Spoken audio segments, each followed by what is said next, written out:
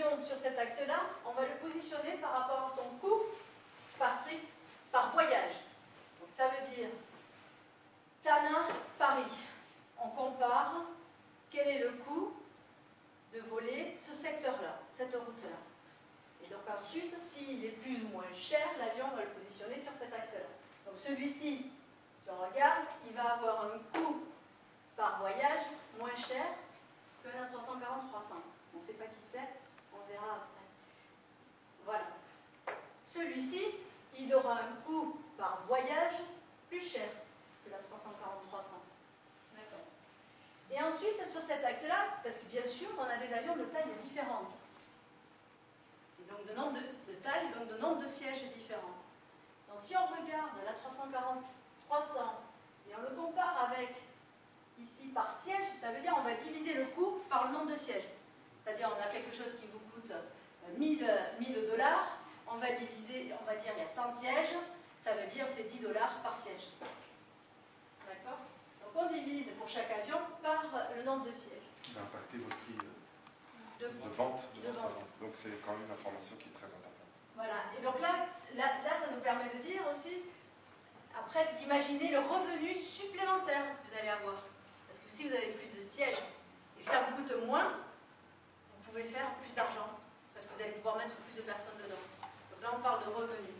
Donc si on regarde sur ces axes, ici, cet avion-là, il a un coût par siège de 5% supérieur à la 340-300. Je ne sais pas encore s'il a le même nombre de sièges, on va le voir après. Mais je sais que celui-ci, par siège, il va me coûter plus cher. D'accord? Celui-ci, par siège, il va me coûter pareil. Bon. Mais par contre, per trip, 20% plus cher. Ça veut dire que par voyage, alors là, le risque est un peu plus supérieur. Ici, on pourrait dire, c'est le risque qu'on prend par rapport à notre avion.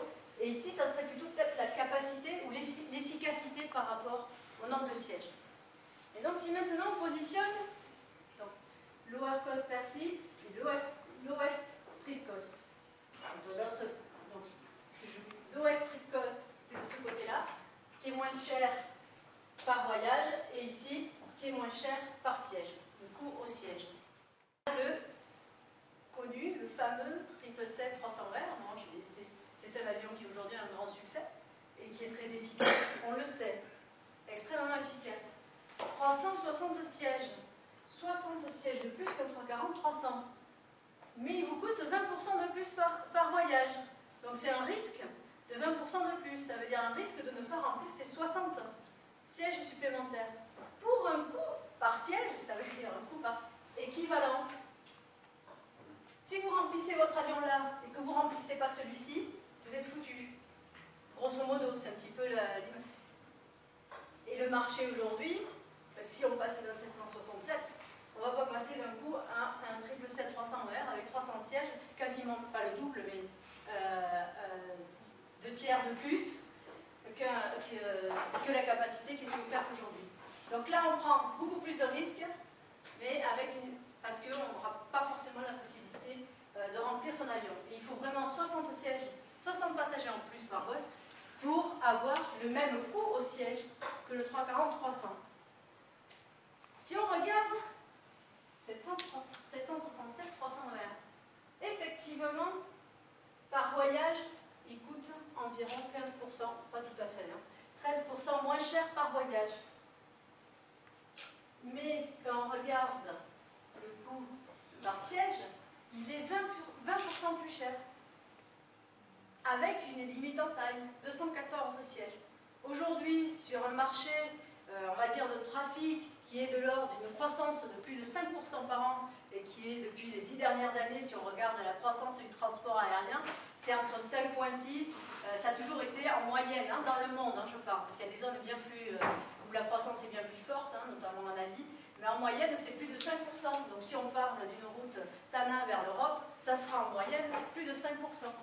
Donc un 214 sièges aujourd'hui, c'est un avion ça faisait plus de 15 ans qu'il était chez Air Madagascar. Aujourd'hui, il faut passer à la taille forcément supérieure parce que vous perdez du marché, vous perdez des passagers. Et là, le 340-300, il vous offre ça avec un coût au siège inférieur. Donc une efficacité et une possibilités de revenus bien plus grandes que le 767. Mais si on compare maintenant, ben voilà, 777-200R qui est le compétiteur direct de la 340%. Pourquoi direct? Parce que c'est 302 sièges, donc à peu près la même capacité. Mais vous voyez qui va vous coûter plus cher par voyage, mais aussi par siège. Donc il est clair que là, la 340-300, c'est l'avion idéal. Une question. Oui. Est-ce que dans le coût, il y a déjà les charges en termes de carburant? Hein? Oui. Parce que l'Airbus, ça consomme beaucoup plus que le Boeing au départ de Dana, par exemple. Au départ d'Ivat pour Paris. Un Airbus A340, je vois que ça consomme à peu près 80 tonnes.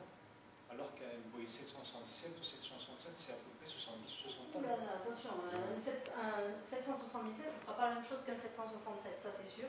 Et aujourd'hui, en termes de consommation de carburant, le 340-300, il en consomme moins qu'un 777-200R. C'est pas parce qu'il a 4 moteurs qu'il va consommer plus. Alors ça, c'est vrai que c'est facile. Comme argumentaire, on dit, ah, mais il a 4 moteurs, il va consommer 4 fois. Non. Et il faut vraiment, parce que ces 4 moteurs, c'est à peu près les moteurs qu'on a sur les A321, en termes de poussée. D'accord? Donc vous mettez, au lieu de mettre un A321, donc plus petit, ben, il y a 2 moteurs, ça suffit. Un 340, il est un peu plus gros, donc c'est les mêmes moteurs, vous en mettez 4. En termes de consommation. Mais en termes de consommation, c'est inférieur au 777-200R, et ça, je peux vous le garantir. Ça, on peut vous donner les chiffres. Ouais. Bon, je ne les ai pas en tête, hein, mais c'est moins. Parce que sinon, parce que il ne faut pas oublier que quand même le carburant, c'est un des coûts principaux en termes d'opération. Parce que là, on a le carburant, la maintenance intégrée, aussi les équipages, le coût des équipages, d'accord, intégré, et aussi ce qu'on appelle les redevances aéroportuaires, donc intégrées dans ce qu'on appelle le cash operating cost. Si le 340-300 il consommait beaucoup plus que 777-200R, il n'offrirait pas un coût au voyage inférieur. Et donc après, un coût au siège inférieur. Parce que c'est de l'ordre de 30-35%. Donc ça ne fait pas tout, mais c'est 35% la part en termes de coût du carburant. D'accord? Et donc là, après, si on veut regarder la même capacité, mais chez Airbus en twin aisle, donc avec 2 moteurs, c'est la 330-300, comme je vous l'ai présenté tout à l'heure, mais qui n'a pas la même distance franchissable qu'un 340-300. Ben lui, forcément, il va avoir un coût par siège inférieur et un coût par trip inférieur au 340-300. C'est pour ça que je vous dis, lui, là, aujourd'hui, c'est l'avion qui, économiquement parlant, est le plus efficace. Parce que de là, on voit très bien la différence avec un 777 aussi, 320. Mais ça sera dans un deuxième temps. On avait essayé, mais elle n'est pas disponible par exemple. Et c'est vrai. C'est ce qui fait son succès. L'idéal serait d'être couplé un 340, un 330. Mais ça viendra après. Il y a beaucoup de compagnies qui ont fait ça. Ben, à Mauritius, ça en est le cas. Hein. Enfin, l'exemple type. Hein. Parce que nous, on a une piste aussi deux, Oui. où la 300 y va et le 340 ne va pas y aller. Oui. Ouais. C'est difficile d'accès. C'est difficile d'accès. Ouais. Ouais. Je crois que les souvenirs sont exacts qui pouvaient se poser. 340-300 pour se poser à l'OCD. Il y avait quelque chose comme ça. Il y a la raquette qui est trop petite. Voilà, il y a un problème de manœuvre. Donc voilà. Donc là, simplement pour résumer, là vous avez les 2 avions phares des 2 compétiteurs, Airbus à 330-300. Aujourd'hui, sur les ventes qu'on regarde en 2011, 330-300 a de nouveau un succès très franc, même supérieur à son partenaire qui est le 330-200. Et le 777-300R aussi avec un succès très fort chez Boeing. Nous, chez la 300, on a par contre plus de ventes en total de la 330-300, 570, et sur le 777-300R, ça se vaut, hein, on est toujours au coude à coude, sur la 550, je crois que mes souvenirs sont exacts. Ce qu'on voit chez nous, c'est que nos clients à 330, à 340 ont recommandé depuis 10 ans, depuis 15 ans, les premiers opérateurs, notamment Cathay Pacific, qui était le premier sur la 330-300, ils ont continuellement recommandé parce qu'on a continuellement amélioré l'avion. Et donc c'est extrêmement important d'avoir un avion aujourd'hui livré avec toutes les technologies et les performances d'aujourd'hui et la consommation de carburant limitée. Un 340-300, mais plus de 25, c'est même de l'ordre de 30% plus cher par siège, sachant que là, vous n'en avez que 269. Et là, effectivement, vous allez franchir, vous allez pouvoir parcourir le monde, mais à quel prix? Et enfin, pour résumer donc ce qu'on vous disait en termes de marché, ce que je vous disais en termes de marché, si on regarde les commandes fermes qui ont été passées sur la famille A330 à 340, et si on la compare avec le 777, on voit qu'on est nettement supérieur par rapport au 777, mais aussi en nombre de clients.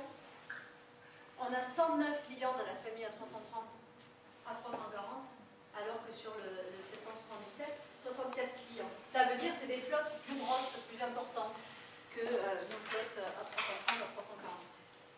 Je ne sais pas si on a le temps de faire un petit break, 5 minutes, ou je ne sais pas, c'est par rapport à votre timing, On devrait être au Mocap Center, donc on va mettre 5-10 minutes maximum. Ah, on devrait être au Mocap Center. Mais Moi, ce que je propose, c'est qu'on accélère un peu pour arriver d'ici 10 minutes à terminer ça, aller au mock-up et continuer la discussion pendant le déjeuner. D'accord. Si ça te va. Pas de souci. Donc là, on va accélérer. Merci beaucoup. Global présence, c'est toutes les routes opérées aujourd'hui par le 340 dans le monde. 340, 300, 500 et 600.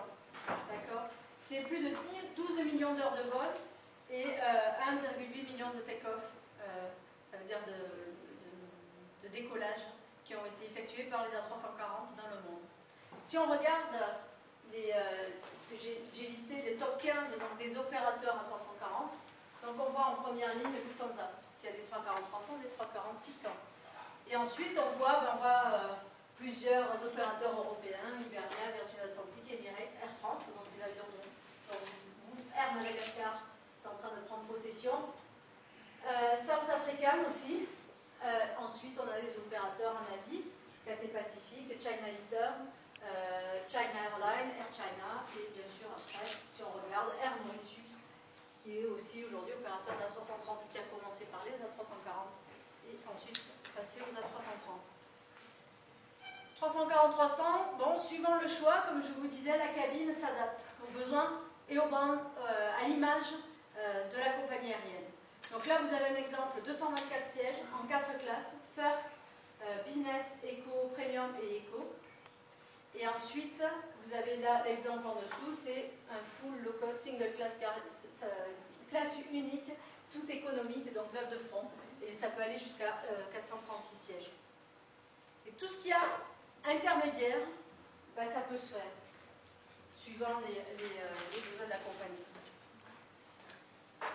Et donc si on veut regarder des opérations aujourd'hui, donc là, c'est le plus court secteur opéré par un 340-300 aujourd'hui, c'est 41 nautical miles, entre Damas et Bahreïn. Opéré par Lufthansa parce qu'ils font une triangulaire, tout simplement. Et le plus long secteur, c'est Johannesburg, JFK. Alors c'est vraiment JFK Johannesburg, parce que dans l'autre sens, ils sont obligés de faire un stop. Donc qui est opéré par South African. Plus de 6600 nautical miles. Et en moyenne, un 340-300, en moyenne, si je prends toutes les opérations des 340-300 aujourd'hui, en moyenne, par vol, c'est 3300 nautical miles franchis. Donc là, je vais vous présenter quelque chose de différent. C'est-à-dire, vous avez ici la distance franchissable, moyenne. Ici, vous avez la moyenne du nombre de sièges par avion. Et ici, vous avez une bubble qui représente un opérateur. La taille de la bubble, c'est la taille de la flotte. C'est-à-dire que là, on a à peu près 20 avions, pour vous donner une idée. 20 avions, donc ça veut dire que cet opérateur a 20 à 340-300, qu'en moyenne, il opère sur des secteurs de 3500 nautical miles, et il a une capacité, c'est-à-dire il a environ 275 sièges dans sa cabine. Maintenant, je vais vous montrer tous les autres opérateurs d'A340-300. Donc là, on a le plus gros opérateur, on l'a vu tout à l'heure, Lufthansa, d'accord. 220 sièges en moyenne dans sa cabine, ils opèrent sur des secteurs, toujours, là on est sur une moyenne, 3000 nautical miles, donc avec des longs et des plus courts secteurs. Donc une flotte de 25 avions, je crois, si j'ai les souvenirs sont exacts. Ensuite, vous avez chaque bubble un autre opérateur, avec des besoins de marché différents. Donc, si on regarde, on pourrait dire sur la gauche, c'est les medium range operators, parce que c'est des gens qui sont situés en Asie, par exemple, et donc leur marché, c'est à la fois le régional Asie, mais avec aussi l'Europe, principalement. En haut, on a ce qu'on appelle les high density, c'est-à-dire vraiment les low cost, avec des cabines très denses, plus de 300 sièges dedans. Sur la droite, les opérateurs vraiment qui font du long courrier, Airtight Inouï est un exemple. Et en bas, on va dire ceux qui privilégient le confort, Swiss, Lufthansa, Virgin Atlantic. Enfin, en termes d'efficiency, ici on a représenté deux choses. Le temps moyen par heure de vol, donc ici, de average flight duration. Donc par exemple, chaque barre c'est un opérateur. Donc en moyenne, cet opérateur fait plus de 8 heures en moyenne par vol. Par contre, tous les jours, il opère son avion à plus de 10 heures. D'accord ? Si on regarde cet opérateur-là, tous les jours, il vole plus de 18 heures avec son A340-300 et il fait des vols en moyenne d'un peu moins de 8 heures. Donc, ce qui est facile en termes de rotation, puisque 2 fois 8, ça fait 16, donc il fait des allers-retours tous les jours. Et ensuite, si on regarde là, cette courbe représente la fiabilité. Ici, on voit que par exemple, celui qui opère le plus son avion, d'accord, il a une fiabilité, donc ça veut dire plus de 98,5, quasiment 99% de ses vols partent à moins de 15 minutes de retard. Dû à un problème technique, attention. Hein, donc ici, qu'est-ce qu'on voit? On voit que c'est une flotte fiable. Et quelle que soit la flotte et l'utilisation, c'est vraiment fonction de la maintenance, de l'engineering qu'il y a derrière, que l'avion sera fiable, parce que l'avion, il l'est. Et donc, on a en moyenne plus de 98,3% de fiabilité sur tous les vols opérés par les A340-300. Et quand on peut parler de petites flottes et de grandes flottes, parce que des flottes avec 2 avions, on en a. D'accord ? AirAsiaX, c'est un exemple où ils ont vraiment que 2 A340-300 et ils ont une fiabilité qui est proche des 99%. Et enfin, ce qui est important, c'est qu'Air Madagascar ne sera pas le premier à passer d'un 767 à un A330 ou un A340. Tous ces opérateurs-là sont passés, ou ont toujours des fois leur 767, mais pour un réseau régional, sont passés d'un 767 et opèrent aujourd'hui A330 ou A340-300. Donc, dans ma prochaine présentation, je rajouterai Air Madagascar. Et enfin, on parle de synergie. Donc, on a 30 opérateurs qui opèrent pour leur long courrier les A330 et les A340. Donc, effectivement, là aussi, c'est possible, dans le futur, d'Air Madagascar, de continuer à développer son réseau et d'un moment donné, introduire un A330. Et enfin, ce qui est important, c'est 68 opérateurs qui opèrent à la fois le single aisle chez Airbus A320 et un wide body, donc long range A330 ou A340. Donc c'est aussi, l'A340 est aussi une ouverture vers des nouveaux avions en réseau, pour le réseau domestique malgache. Donc en résumé, on a vu qu'on avait un avion qui était populaire dans le monde entier, qui permettait de s'adapter aux besoins de chaque compagnie aérienne, qui a une technologie qui facilite à la fois la maintenance, mais aussi les opérations en vol, qui a des performances incroyables, parce que c'est un quadrimoteur, et c'est vrai que les performances au décollage d'un quadrimoteur sont supérieures encore aujourd'hui à des bimoteurs. Il est facile d'utilisation avec, bien sûr, ces contraintes ETOPS qu'il n'a pas, qui ne s'appliquent pas sur la 340. Et bien sûr, il est économiquement efficace par rapport à ses compétiteurs. J'aimerais conclure tout simplement parce que je suis allée en 2003 à Madagascar et j'ai pris le Twin Otter pour aller sur l'île Sainte-Marie. Voilà, à cette époque-là, mon fils aîné était bien petit. Et j'ai demandé à ma belle famille de vous mettre un petit message. Et bien sûr, on accueille à bras ouverts Air Madagascar, la famille